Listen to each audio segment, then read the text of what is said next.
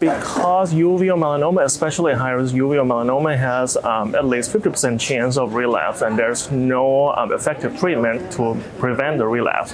And for people who actually relapse, there are very few treatment options available, and those few options are only available to very specific group of patients.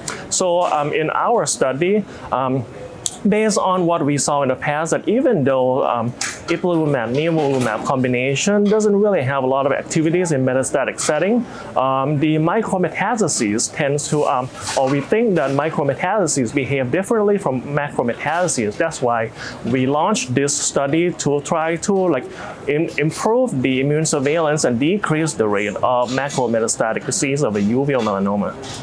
So our study showed that giving adjuvant Ipilimumab and Nivolumab improved the 3-year distant metastatic-free survival to 70.4% as opposed to 43.4% in the control group. This is a positive study that met our primary endpoint. The challenge of this study is it is a non-randomized phase 2 study. However, given the rare melanoma subtype,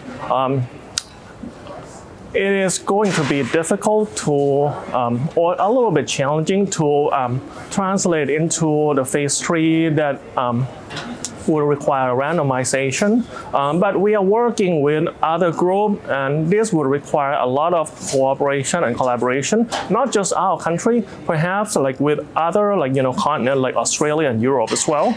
And the result, although promising, it needs confirmation because, with the non-randomized matter, it is subjected to selection bias, and we just need to make sure that this really helps our patient, because our study also see an increase the rate of grade 3 or 4 adverse event as well.